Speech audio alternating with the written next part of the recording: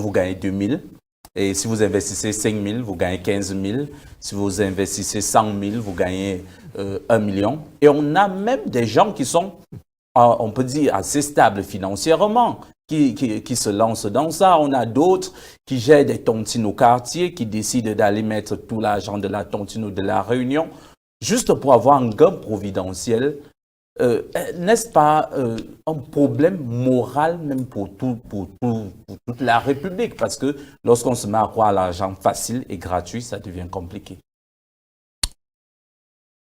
Oui, c'est vrai que la situation, elle est assez grave, elle est assez triste, parce qu'elle touche surtout les jeunes.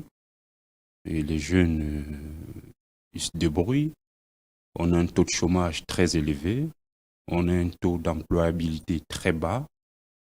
Donc on voit très bien que les jeunes, ils sont voués à eux-mêmes. Les diplômés, les non-diplômés, ils n'ont pas d'emploi fixe, ils n'ont pas d'emploi garanti. Et je pense que ça, c'est aussi l'une des causes majeures pour ce genre de déviance.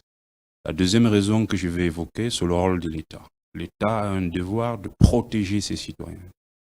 Lorsque nous avons des scandales comme ça à répétition, dans le même schéma, qui touchent les mêmes personnes, c'est-à-dire les personnes les plus vulnérables, on a en droit de se poser la question, qu'est-ce que l'État a fait? Pourquoi n'a-t-il pas tiré les conclusions sur les premiers cas que nous avons eus? Alors là, on voit une faillite de l'État.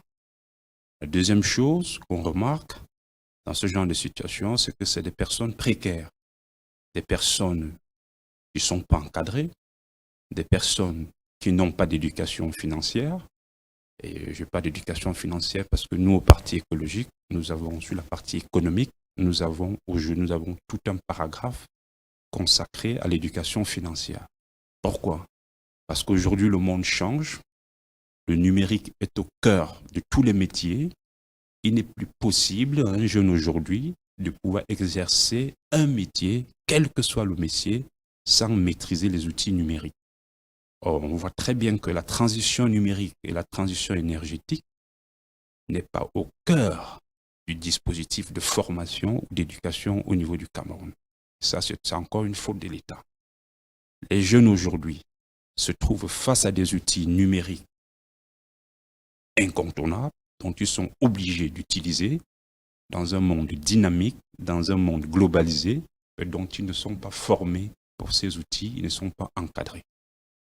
Donc, voilà aussi l'une des raisons qui fait que nous avons ce genre de scandale, parce que les jeunes n'étant pas encadrés, face à ces nouveaux outils qui sont globalisés, parce que tous les jeunes aujourd'hui, face au numérique dans le monde entier, ils sont accrochés, mais la différence, c'est que les autres jeunes, eux, ils sont encadrés, ils sont formés à ces outils, mais nous, dans notre système d'éducation, nous n'avons pas ce type de formation, nous n'avons pas ce type d'encadrement, et cela justifie toutes ces déviances que nous pouvons avoir et la victimisation des jeunes. Mais Eric Guigim, ce n'est pas seulement les jeunes. Par exemple, avec le dernier scandale Sunrun, on a de plus en plus de personnes d'un certain âge, des 40 ans et plus, qui investissent encore plus. Parce que je n'ose pas croire que ce soit des jeunes de moins de 30 ans qui auraient pu investir 20 milliards dans ce genre de structure.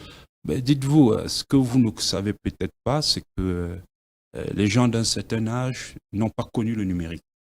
Et tout ce qui est lié au numérique, les jeunes sont les plus avisés au numérique.